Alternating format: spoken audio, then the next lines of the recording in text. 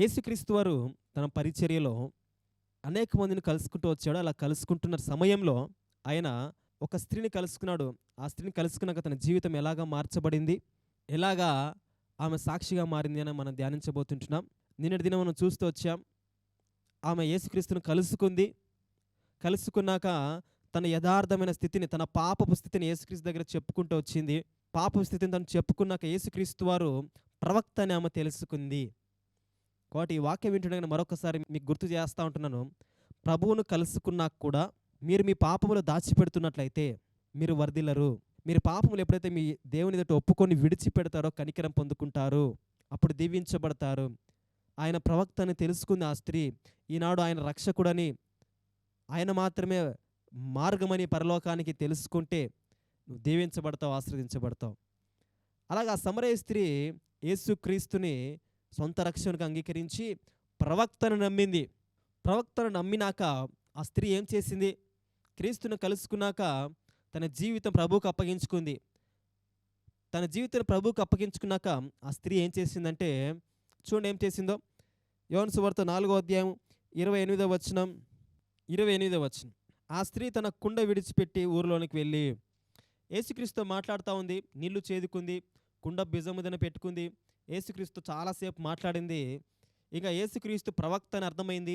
ఏసే సత్యము, ఏసే మార్గము, ఏసే జీవమని ఆమెకు స్పష్టంగా అర్థమైంది. ఆయన దేవుడని అర్థం చేసుకుంది. ఇంకా ఆమె ఉండబట్టలేక ఆమె హృదయం ఉప్పొంగిపోయింది. మునుపెన్నడు పొందని సంతోషం, మునుపెన్నడు పొందని ఆనందం ఆ స్త్రీ పొందుకుంది. 5 మంది పెనిమిట్లున్నారు. ఎవరితో మాట్లాడినా ఇంత సంతోషం ఆమెకు దొరకలేదు. వచ్చిన ప్రతి ఒక్కడు ఆమెను వాడుకొని విడిచిపెట్టడమే తప్ప ఎవడు కూడా ఆమెతో ప్రేమగా మాట్లాడింది లేదు, ఆమెను పట్టించుకుంది లేదు, ఆమెకి అవసరతలు తీర్చింది లేదు, ఆమెను సంతోషపరిచింది లేదు. అందరూ ఈమె ద్వారా శారీరక సంతోషాన్ని పొందుకొని బయటికి వెళ్ళిపోయిన వాళ్ళు తప్ప 5 మంది ఈమెను సంతోషపెట్టిన వాళ్ళు ఎవరు లేరు. అందుకే ఆమె యేసుక్రీస్తు వారు మాట్లాడినప్పుడు యేసుక్రీస్తు వారి మాటలకి, యేసుక్రీస్తు వారి నిత్య జీవపు కలిగిన మాటలకి ఆమె ఆకర్షితురాలైంది. ఆయన యొక్క పలికిరింపుకి ఆమె ఫిదా అయిపోయింది. ఆమె ఇంకా ఉండబట్టలేకపోయింది. ఆ సంతోషాన్ని వర్ణించలేకపోతుంది ఆమె. యేసుక్రీస్తు వారు ఆమెను ఎంత పలకరించారంటే, సమాజం చేత వెలివేయబడిన స్త్రీ ఆమె. 5 మంది పెనిమిట్లు ఉన్నారని ఆమెను వెలివేశారు. ఒక వ్యభిచారిగా ఆమెను చూస్తూ ఉంటారు. సమాజంలో గౌరవం లేదు, ఇంట్లో గౌరవం లేదు, సాటి స్త్రీలతో గౌరవం లేదు, ఎక్కడ గౌరవం లేని జీవితం, పనికిమాలిన జీవితం. ఒక వ్యభిచారిగా ఆమెను చూస్తుంటున్నారు అందరూ చుట్టుపక్కల వాళ్ళు. అయితే యేసుక్రీస్తు వారు ఆమెను ఏమని పిలిచాడు తెలుసా? మనమైతే ఏం పిలుస్తాం? ఏయ్ వ్యభిచారి, ఏయ్ అని మనం నీచంగా, చాలా చెడ్డగా పిలుస్తారు చాలామంది. కానీ యేసుక్రీస్తు వారు ఏమని పిలిచాడంటే, చూడండి యోహాను సువార్త 4వ అధ్యాయము 21వ వచనం. అమ్మా ఒక కాలం వచ్చుచున్నది. అమ్మా అమ్మా అని పిలువబడడానికి ఆమె యోగ్యురాలండి? కాదు కదా.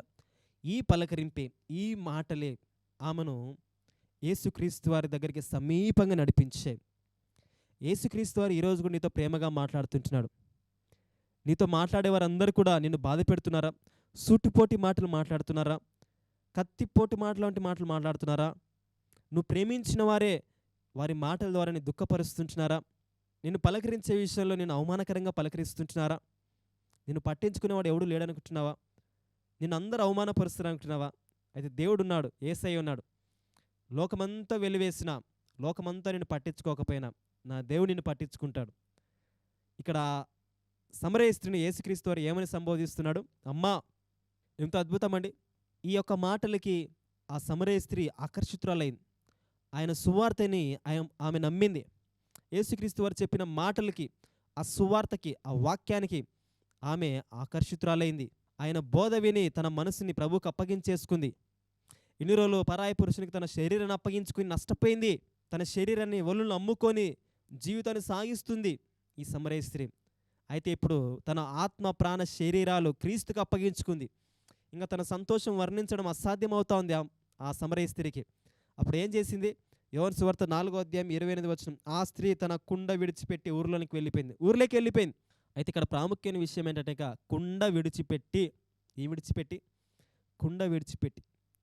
కుండ ఇక్కడ పాపానికి సాదృశ్యం. చాలాసార్లు మనం క్రీస్తు దగ్గర మన యథార్థ స్థితిని ఒప్పుకుంటాం. ప్రభువా నేను ఈ పాపం చేశాను, ఈ తప్పు చేశాను, నేను దుఃఖపరిచాను యేసయ్యా అని ఒప్పుకుంటాం. కానీ ఒప్పుకున్న పాపని తిరిగి చేస్తాం, విడిచిపెట్టలేం. అందుకే తిరిగి తిరిగి చెడిపోతూ ఉంటాం, తిరిగి తిరిగి పడిపోతూ ఉంటాం అదే పాపంలో. చూడకూడదు అనుకుంటాం, చూస్తాం. ఎందుకంటే నువ్వు పూర్తిగా ఆ కుండను పగలగొట్టడం లేదు. సమరయ స్త్రీ ఆ కుండను ఊర్లోకి తీసుకెళ్ళలేదు, కుండ ఊర్లోకి తీసుకెళ్ళి ఇంట్లో పెట్టుకోలేదు, ఆ కుండను అక్కడే పగలగొట్టేసింది.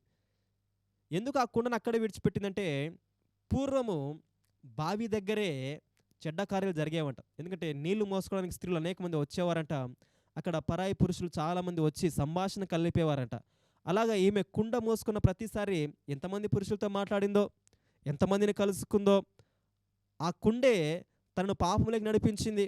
ఆ కుండ మోసుకొని రావడము, అక్కడున్న పురుషులతో మాట్లాడడము, పాపిష్టి పనులు చేయడం. అయితే యేసుక్రీస్తుని కలుసుకున్నాక ఇక ఆ పాపపు కుండ ఉండవలసిన అవసరం లేదు. ఇక తను సంతోషము పొందుకొని హృదయంలో, ఆ కుండలో సంతోషం లేదు. ఎక్కడుంది ఇప్పుడు సంతోషం? క్రీస్తునందు ఉంది సంతోషం. ఆ కుండను తిరిగి తీసుకుని వెళ్ళలేదు. మనలో చాలామంది ఆదివారం ఒక్కటి కుండను పగలగొట్టేస్తారు, అంటే పాపాన్ని విడిచిపెడతారు. సోమవారం నుంచి శనివారం వరకు మళ్ళీ ఆ కుండను తీసుకుని వెళ్తారు. పాస్టర్ గారు ఆదివారం 12 గంటలకి 1 గంటకి ఆమేన్ అనగానే మళ్ళీ మన కుండను మనం తీసుకొని ఇంటికి వెళ్ళిపోతాం. వెళ్ళిపోయి మళ్ళీ ఆదివారం చర్చికి వచ్చేటప్పుడు ఆ కుండను మళ్ళీ చర్చి బయట పెట్టేసి వస్తాం. చర్చి అయిపోగానే మళ్ళీ ఆ కుండను తీసుకెళ్ళి ఇంటికి వెళ్ళిపోతాం. ఇది చాలామంది చేస్తున్న పని. పాపాన్ని ఒప్పుకుంటారు కానీ విడిచిపెట్టలేకున్నారు. అందుకే ఆ పాపం నిన్ను పట్టి పీడిస్తుంది, పాపం చేయడానికి ప్రేరేపించబడుతున్నావు. అందుకే ఈ వాక్యం వింటుండగానే పాపం నుంచి బయటికి రా, సంపూర్ణంగా విడిచిపెట్టు పాపాన్ని. ఒక కాలు లోకంలో, ఒక కాలు దేవుని మందిరంలో పెట్టాలని ప్రయత్నం చేయొద్దు. నాశనకర గోతులుండయు, జిగటగల దొంగ ఊపిలుండయు, ఆయన నన్ను పైకెత్తెను, ఆయన నా అడుగుల బండ మీద స్థిరపరచెను. నిజంగా దేవుణ్ణి నమ్మిన బిడ్డ బండ మీద నిలబడతాడు, తన అడుగులు స్థిరపరచబడతాయి. అంటే కదిలించలేముగా. విశ్వాసంలో త్రొట్టి లేదంటూ ఏముండదు. ఆత్మీయంగా బలపడుతూ ఆత్మలో వర్ధిల్లాలని దేవుడు ఆశిస్తుంటున్నాడు. కాబట్టి దేవుణ్ణి నమ్మిన మనము ఒక కాలు లోకంలో, ఒక కాలు చర్చిలో, అంటే సంఘంలో పెట్టడం వల్ల నష్టపోతాం. ఆనాడు ఆ సమరయ స్త్రీ కుండను పగలగొట్టి ఊరిలోకి వెళ్ళిపోయింది. ఈ వాక్యం వింటుండగానే కుండను పట్టుకుని వెళ్ళిపోతున్నావా? కుండను అక్కడే విడిచిపెడుతున్నావా? అవసరమైనప్పుడు దేవుడు కావాలనుకుంటాం, అవసరమైనప్పుడు దేవుని బయటకు పెట్టేస్తూ ఉంటాం. చాలా తప్పు ఇది. ఆ సమరయ స్త్రీ చేసిన ఇంకొక పని ఏంటంటే, ఆ కుండని విడిచిపెట్టి ఊరిలోనికి వెళ్ళింది. మేబీ ఆ కుండను ఊర్లోకి తీసుకెళ్తే చూసేవాళ్ళు ఏమనుకుంటారు తెలుసా? మళ్ళీ ఇది ఇంకొక ఎవరినో పట్టుకుందిరా. ఎందుకంటే కుండ పట్టుకొని ఇంట్లోకి వెళ్ళిపోతుంది కాబట్టి చూసేవారు ఏమనుకుంటారు? నీళ్ళు తెచ్చుకోవడానికి వెళ్ళింది రే బావి దగ్గరికి, నీళ్ళు తీసుకొని వస్తుందంటే మళ్ళీ ఇంకొకడు పడ్డాడు ఎవడో అని అనుకుంటారు. కానీ ఈసారి కుండను అక్కడే విడిచిపెట్టి ఊర్లోకి వెళ్ళింది. ఈరోజు ఈ వాక్యం వింటుండగానే ప్రభువు నిన్ను వాడుకోవాలంటే, దేవుని పరిచర్య చేయాలని నీకు ఆసక్తి ఉన్నట్లయితే, సేవ చేయాలని నీకు ఆసక్తి ఉన్నట్లయితే సంపూర్ణంగా నీ పాపాన్ని విడిచిపెట్టాలి. దేవుడు ఒక పాపిని వాడుకోడు, ఆయన పరిపూర్ణుని, పరిశుద్ధిని మాత్రమే వాడుకుంటాడు. 2 తలంపుల మధ్య ఉండేవాడిని దేవుడు ఎప్పుడు వాడుకోడు. ఈ సమరయ స్త్రీ తన కుండని విడిచిపెట్టి ఊర్లోకి వెళ్ళిపోయింది. ఈ వాక్యం వింటుండగానే నీ పాపాన్ని కూడా నువ్వు విడిచిపెట్టకుండా ఇంకా నువ్వు పాపంలో కొనసాగుతూ ఉంటే చాలా నష్టపోతావు. ఈ సమరయ స్త్రీ ప్రభువును కలుసుకున్నాక, ప్రభువుకు తన స్థితిని చెప్పుకొని ఒప్పుకున్నాక, ప్రభు ఎవరో గుర్తించాక ఈ స్త్రీ తన కుండను అక్కడ విడిచిపెట్టేసి వెళ్ళిపోయింది. ఎక్కడికి వెళ్ళింది? ఊర్లోకి వెళ్ళిపోయింది. ఊర్లోకి వెళ్ళడం వల్ల లాభం ఏంటి చెప్పండి? ప్రభు కొరకు సాక్ష్యం చెప్పడానికి వెళ్ళింది. హల్లెలూయా. ప్రభువుని అంగీకరించావు, ప్రభువుని తెలుసుకున్నావు, కానీ ప్రభు కొరకు సాక్షిగా నిలబడుతున్నావా? నిన్ను బట్టి నీ ఊరు మారుతుందా? నిన్ను బట్టి నీ ఇంట్లో వాళ్ళు మారుతున్నారా? నువ్వు ఒక్కదానివి రక్షించబడ్డావు, నిన్ను బట్టి నీ ఊరు మారాలి కదా. క్రీస్తుని కలుసుకున్నాక తన జీవితాన్ని మార్చుకునే ఈ స్త్రీ క్రీస్తు కొరకు సాక్షిగా బ్రతికింది. నీ జీవితం మారింది, నీ బ్రతుకు మారింది, రక్షించబడ్డావు, మారుమనసు పొందావు, ప్రభువును గుర్తించావు. సమస్త పాపాన్ని విడిచిపెట్టి పరిశుద్ధునిగా జీవిస్తున్న నీవు క్రీస్తు కొరకు సాక్షిగా బ్రతకాలి కదా. క్రీస్తు కొరకు సాక్షిగా బ్రతికే నీవు అనేక మందిని క్రీస్తు కొరకు నడిపించాలి కదా, అనేక మంది దేవుని వైపు నడిపించాలి కదా. అది నీ బాధ్యత కదా. పౌలు అంటాడు కదా, అయ్యో నేను సువార్త చేయకపోతే నాకు శ్రమ అంటాడు పౌలు. సువార్త చేయవలసిన పని నీ పని, నా పని. ప్రభువును తెలుసుకున్నాక, ప్రభువు గురించిన వర్తమానం విన్నాక, ప్రభువును హృదయంలో చేర్చుకున్నాక ఈ సమరయ స్త్రీ కుండని విడిచిపెట్టి ఊర్లోకి వెళ్ళింది. ఎందుకు తెలుసా? ఆ సంతోషాన్ని ఊర్లో ఉన్న వాళ్ళతో పంచుకోవాలని. ఈ వాక్యం వింటుండగానే నువ్వు రక్షించబడ్డావు, మారు మనసు పొందావు, సంఘానికి వెళ్తున్నావు, కానీ నీ భార్య ఇంకా రక్షణ పొందలేదు, భారం లేదా? నీ పిల్లలు ఇంకా మారు మనసు పొందలేదు, నీకు భారం లేదా? నీ చుట్టూ నీ స్నేహితులు ఇంకా రక్షణ పొందలేదు, నీకు భారం లేదా? ఆ సమరయ స్త్రీ ఊర్లోకి వెళ్ళింది. ఎందుకంటే తను పొందుకున్న సంతోషం ఇతరులకు చెప్పాలని. ప్రభు గురించిన సువార్తను ప్రకటిస్తున్నావా? యేసుక్రీస్తు గురించిన వార్తను నోరు తెరిచి ప్రకటిస్తుంటున్నావా? నేను రక్షించబడ్డాను, నా కుటుంబం రక్షించబడింది చాలు అనుకుంటున్నావా? ఈనాడు సువార్త తగ్గిపోవడానికి గల కారణం ఏంటో తెలుసా? ప్రతి క్రైస్తవుడు, ప్రతి విశ్వాసి స్వార్థపరుడయ్యాడు. క్రీస్తుని గురించిన మాటను ప్రకటిద్దామనే ఆశ లేదు. ఒకరిని దేవుని వైపు నడిపిద్దాము, సువార్తను ప్రకటించి పాపిని దేవుని వైపు నడిపిద్దామనే ఆలోచన లేక, నేను నా కుటుంబం సంతోషంగా ఉన్నామనే స్వార్థపూరితమైన క్రైస్తవులు ఎక్కువయ్యారు. కాబట్టి ఈనాడు సువార్త చాలా తగ్గిపోయింది. నా బ్రతుకు బాగుంది చాలు ఇంకా అనుకుంటున్నాడు. కానీ దేవుడు అలా అది ఒప్పుకోడు. ఈ సమరయ స్త్రీని చూసి నేర్చుకోవాలి. క్రీస్తు కొరకు సాక్షిగా నిలబడింది, ఊర్లోకి వెళ్ళింది అనేక మందికి ఆ సువార్తను ప్రకటించడానికి. ఏమని ప్రకటించింది? నేను చేసినవన్నీ నాకు చెప్పిన వాడిని వచ్చి చూడండి. చూడండి, యోహాను సువార్త 4వ అధ్యాయము 29వ వచనం. మీరు వచ్చి నేను చేసినవన్నీ నాతో చెప్పిన మనిషిని చూడు, ఈయన క్రీస్తు కాడా అని ఆ ఊరు వారితో చెప్పగా, నేను చేసినవన్నీ నాకు చెప్పాడయ్యా, ఈయన క్రీస్తు కాడా, వచ్చి చూడండి అని ఊర్లో చెప్పిందట. వచ్చి చూడండి, నా బ్రతుకును మార్చిన యేసయ్య ఎవరో వచ్చి చూడండి. ఇది అండి సువార్త అంటే. నీ బ్రతుకు మారకుండా నువ్వు ఎంత సువార్త వ్యర్థమే. బైబిల్ పట్టుకొని నువ్వు మందిరానికి వెళ్తున్న మాత్రాన నువ్వేం గొప్పవాడివి కావు. ఆ బైబిల్ ఉన్న క్రీస్తుని అనేక మంది ప్రకటించాలి. ఈనాడు చాలామంది బోధిస్తారు కానీ బ్రతుకు సరిగ్గా ఉండదు. సరైన బ్రతుకు లేకుండా బోధించే బోధే కాదు. నువ్వు ఈనాడు కరపత్రికలు ఇవ్వాల్సిన అవసరం లేదు. నీ బ్రతికే ఒక సాక్ష్యంగా మారాలి. నీ జీవితమే ఒక సాక్ష్యంగా మారాలి. నీ చుట్టూ ఉన్నవారు బైబిల్ చదవరు, నిన్ను చదువుతారు. నీ బ్రతికేలాగుందో చదువుతారు, నీ మారిన బ్రతికేలాగుందో చదువుతారు. నువ్వు డబుల్ యాక్షన్ చేస్తా ఉన్నావు అనుకో, పైకి భక్తుడిగా ఉంటూ లోపల పాపిష్టి పనులు చేస్తా ఉన్నావు అనుకో, ఎవడు ప్రభు దగ్గరికి రాడు. ఇప్పుడు ఈ స్త్రీ ఏమంటుంది? వచ్చి చూడండి, వచ్చి చూడు అని ధైర్యంగా చెప్పగలవా? దేవుని దగ్గరికి ఎవరైనా నడిపిస్తున్నావా? భారం కలిగి ఉన్నావా? కనీసం ఒక్కరినైనా మందిరానికి నడిపించలేవా? నెలకు ఒక్కరిని ప్రభు దగ్గరికి నడిపిస్తే 12 నెలలకు 12 మంది అవుతారు. 5 నెలలకి ఇంచుమించుగా 60 మంది అవుతారు. ఒక చిన్న సంఘం తయారవుతుంది. నెలకు ఒక్కరిని నడిపిస్తే. క్రీస్తు గురించి కనీసం ఒక్కరికి కూడా చెప్పలేకపోతే ఎంత వ్యర్థమండి. డిఎల్ మూడి గారి గురికి ఒకరు సలహా ఇచ్చారంట. ఆత్మీయంగానే బలపడాలంటే ఏం చేయాలని డిఎల్ మూడి గారు ఒక వ్యక్తిని అడిగితే, ఆ వ్యక్తి చెప్పాడంట, రోజు లేవగానే 15 నిమిషాలు ప్రభువుతో మాట్లాడు, ఇంకొక 15 నిమిషాలు ప్రభువు నీతో మాట్లాడనివ్వు, రోజులో ఇంకొక 15 నిమిషాలు నీవు క్రీస్తు కొరకు మాట్లాడు. అలాగే ఆయన చేస్తూ దినమునకు 40 నిమిషాలు తన స్టార్టింగ్ ఆత్మీయ జీవితంలో చేస్తూ వచ్చాడంట. 15 నిమిషాలు రోజుకి ఒక్కరికైనా నువ్వు సువార్త చెప్పాలి. నేను చాలాసార్లు ఆటోలో వెళ్తున్నప్పుడు కానీ, లేదంటే ఎక్కడన్నా పని మీద బస్సులో వెళ్తున్నప్పుడు కానీ, నా పక్కన కూర్చున్న వారికి ఖచ్చితంగా యేసుక్రీస్తు గురించి పరిచయం చేస్తాను. వాళ్ళకి చెప్తాను, మంచి మార్గంలోనే వాళ్ళకి చెప్తాను, యేసుక్రీస్తుని అంగీకరించండి, యేసుక్రీస్తు చేసిన పని ఇదని వాళ్ళకి నేను సువార్త ప్రకటిస్తాను. ఈరోజు ఈ వాక్యం ఏంటంటే, నీవు ఆ సమరయ స్త్రీ ఊర్లోకి వెళ్ళి అనేక మందికి సువార్త ప్రకటించింది, అనేక మంది ప్రభు దగ్గరికి నడిపించింది. వచ్చి చూడండి, ఈయన క్రీస్తు కాడా అని చెప్పింది. ఎంత ధైర్యం అండి! ఒక ఆడది, ఒక స్త్రీ వెళ్ళి, ఆమె మరీ పరిశుద్ధమైన స్త్రీ కాదు, సమరయ స్త్రీ, 5 మంది పెనిమిట్లున్న స్త్రీ.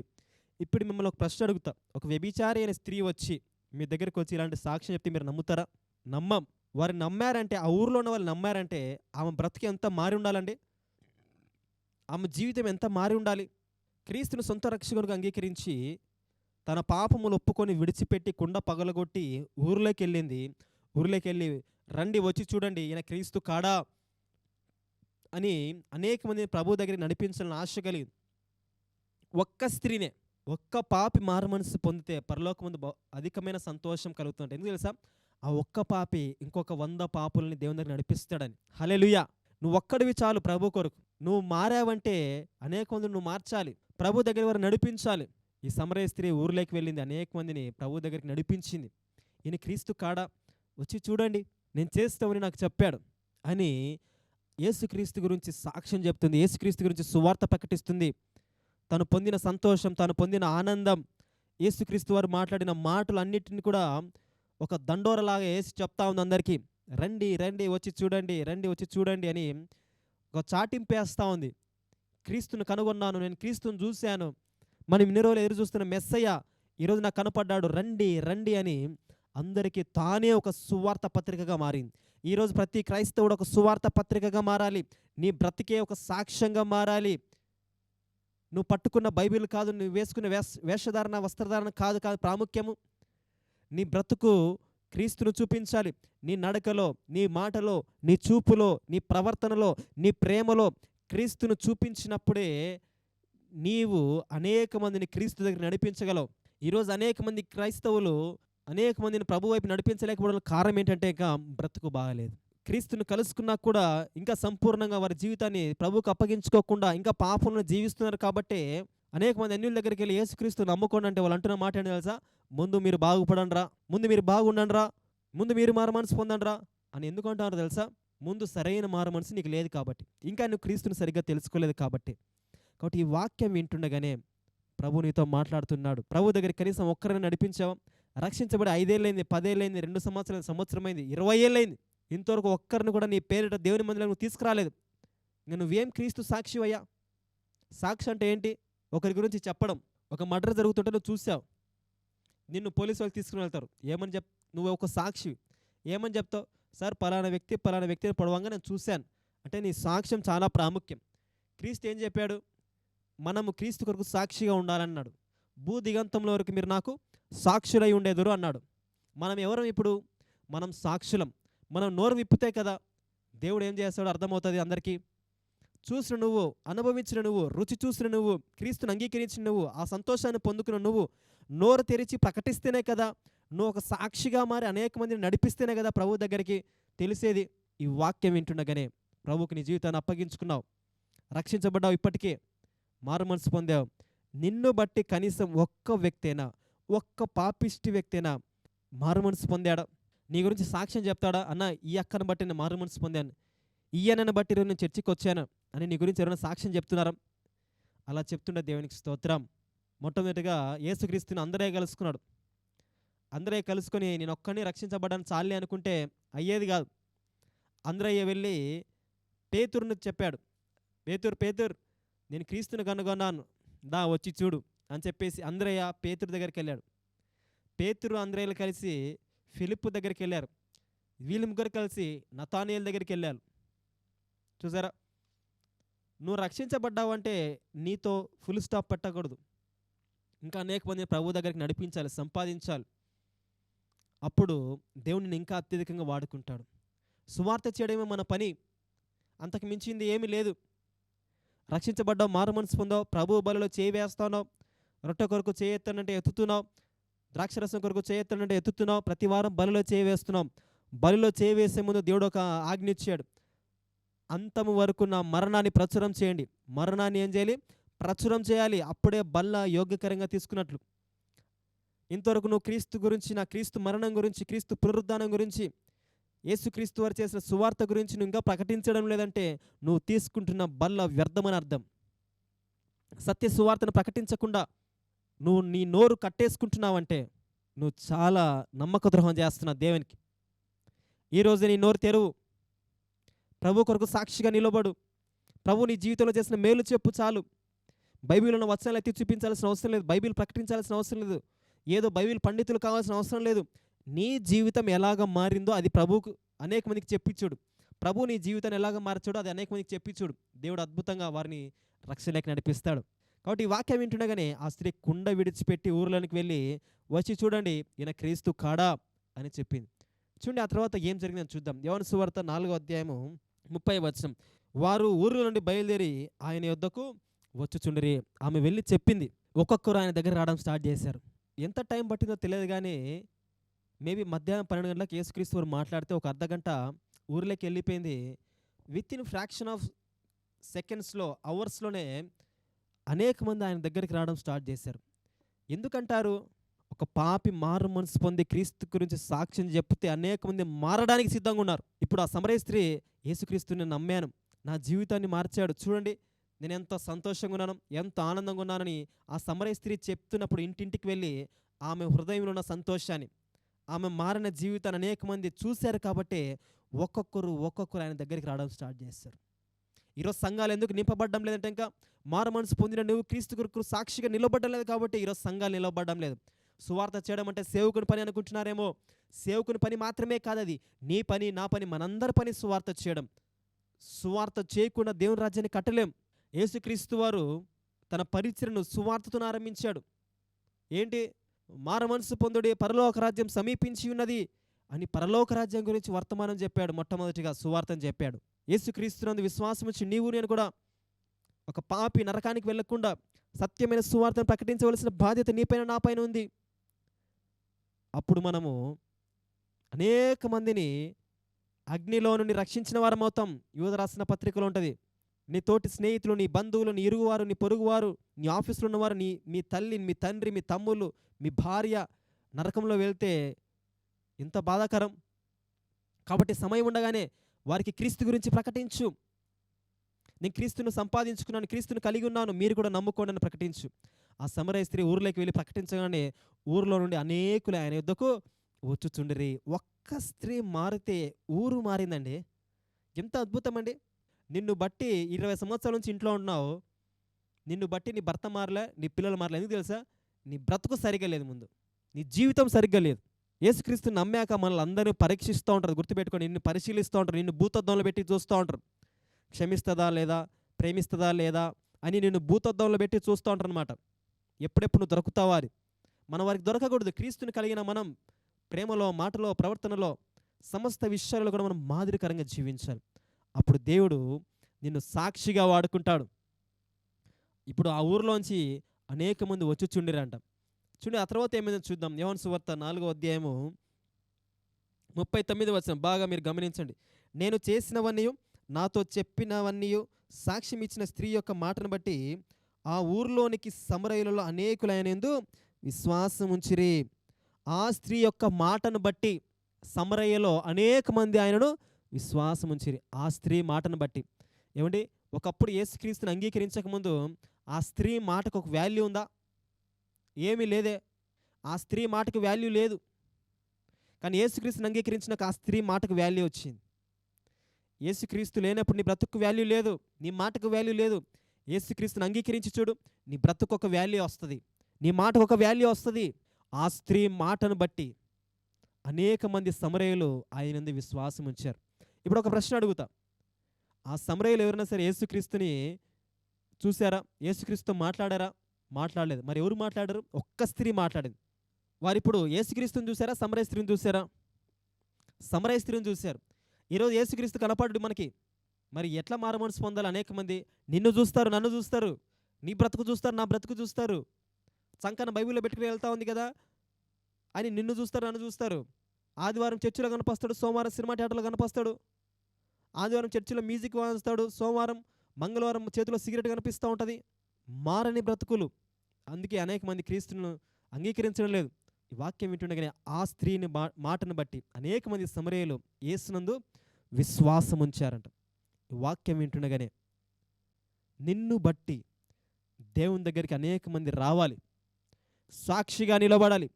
క్రీస్తును కలుసుకున్న ఈ సమరయ స్త్రీ తన జీవితాన్ని ప్రభువుకు అప్పగించుకుని తన పాపములు ఒప్పుకొని విడిచిపెట్టి క్రీస్తు కొరకు సాక్షిగా మరి ఊరినే మార్చేసింది.